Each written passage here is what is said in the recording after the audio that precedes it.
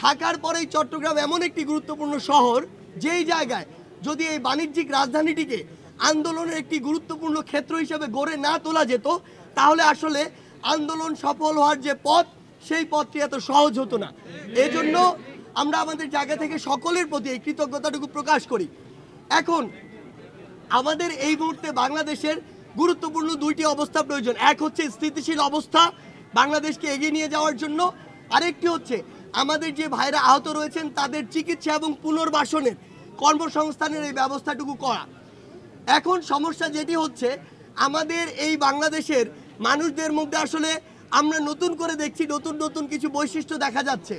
বিগত 16 বছর ধরে যে মানুষরা একটি মাত্র কথা বলার সাহস করেনি, বিগত 53 বছরে যারা এই লুপ হোলগুলো নিয়ে রাস্তায় নামার খুব একটা সাহস করেনি, সেই মানুষগুলো একটি অন্তর্বর্তীকালীন সরকার গঠন হওয়ার সাথে সাথে চাচ্ছে 16 দিনের মধ্যে সব সমস্যার সমাধান হয়ে যাক। এবং এই মানুষগুলো তাদের ব্যক্তিগত কিংবা ছোট্ট একটি গোষ্ঠীগত উদ্দেশ্য বাস্তবায়নের জন্য রাজপথে নামছে, সচিবালয় থেকে শুরু করে বিভিন্ন প্রতিষ্ঠান ঘেরাও করছে।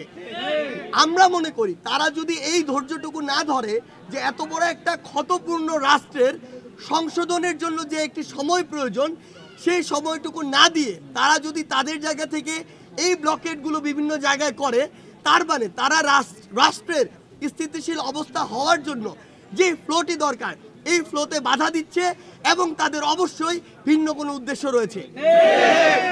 আমাদের জায়গা থেকে স্পষ্ট বার্তা, আমরা বৈষম্যের বিরুদ্ধে লড়াই শুরু করেছি। কোনো সিঙ্গেল বৈষম্য নয়, পুরো বাংলাদেশের সকল সেক্টরের সকল বৈষম্য। এখন এই 16 বছরে ফ্যাসিস্ট সরকার তো পুরো বাংলাদেশকে একটি করাপ্টেড বাংলাদেশে পরিণত করেছে। তার মানে আমরা যদি এগুলোতে কাজ করতে যাই, আমার ওই মাথা থেকে শুরু করে রুট পর্যন্ত যেতে তো সময় লাগবে। এখন মাথাগুলো শুরু হয়েছে, ধীরে ধীরে প্রত্যেকটি স্টেপে যাবে। কিন্তু আপনি যদি আজকে 20তম গ্রেডের একজন সরকারি কর্মকর্তা হয়ে মনে করেন আপনার সকল সুবিধা আজকেই আপনাকে বুঝে দিতে হবে, তাহলে অবশ্যই আপনি রাষ্ট্রকে বাধ্য করছেন, যেটা স্বৈরাচার শাসনের আরেকটি উদাহরণ। আমরা আমাদের জায়গা থেকে স্পষ্ট বলি, আপনি অন্তর্বর্তীকালীন সরকারকে সময় দিন এবং আপনি আপনার জায়গা থেকে দাবিটি জানান, আপনি সমালোচনা করুন, আপনি আমাদের কাছে আসুন। আমরা বড় বড় গোষ্ঠীগতভাবে অন্তর্বর্তীকালীন সরকার হোক, বৈষম্য বিরোধী ছাত্র আন্দোলন হোক, এই প্ল্যাটফর্মগুলোর সাথে আপনাদের বসার ব্যবস্থা করে দিব। তবে পূর্ব শর্ত হচ্ছে রাষ্ট্রকে মিনিমাম একটি স্থিতিশীল অবস্থা আসার জন্য অন্তত 3 থেকে 6 মাস আপনাদের অবশ্যই সময় দিতে হবে। এরপরে আরেকটি কথা আমাদের মিডিয়ার ভাই বোনদের উদ্দেশ্যে, সেটি হচ্ছে এতদিন আপনারা যে কথাগুলো আপনাদের বলা উচিত ছিল আপনারা এই কথাগুলো বলতে পারেননি বা বলতে দেয়া হয়নি, এটিই সত্য। কিন্তু এখন আপনাদের উপরে এই দায়িত্বটি এসেছে যে সত্যি যে বিষয়গুলো ছিল, যে ঘটনাগুলো দেখেছেন প্রকাশ করতে পারেননি, সেগুলো আপনার প্রকাশ করতে হবে, এটি আপনার দায়বদ্ধতা।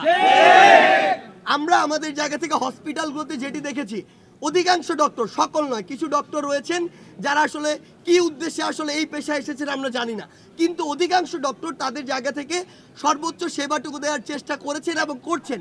আবার রোগীরাও তাদের জায়গা থেকে সর্বোচ্চ সেবা পাওয়ার চেষ্টা করছে। কিন্তু প্রত্যেকটি হসপিটালে বিগত 16 বছরে সিন্ডিকেট নামধারী মধ্যস্বত্বভোগী কিছু রক্তচোষা মানুষ তৈরি হয়েছে। এই মানুষগুলোকে আমরা হুঁশিয়ার করে দিতে চাই, একজন রোগী সংকটকালীন মুহূর্তে হসপিটালে আসে, তাদেরকে নিয়ে আপনারা যে ব্যবসাগুলো শুরু করেছেন এগুলো বন্ধ করতে হবে।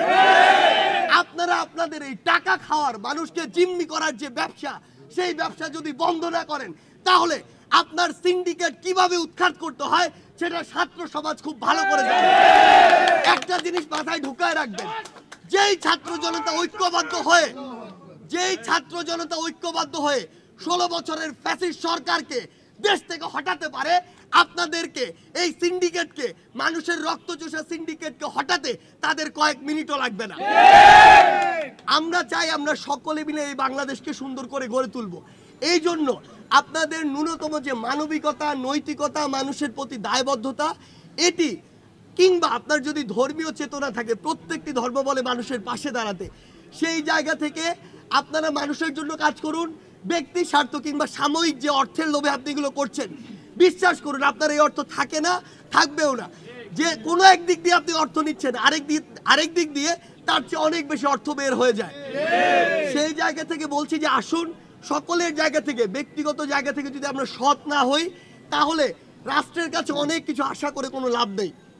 আমরা যদি রাষ্ট্রকে এগিয়ে নিয়ে যেতে চাই, প্রত্যেকটি স্টেক হোল্ডার আমরা যারা রয়েছি আমাদের জায়গা থেকে কাজ করার রয়েছে, কাজ করতে হবে, তাহলে আমরা যে বাংলাদেশের স্বপ্ন দেখি সেটি বাস্তবায়ন করা সম্ভব।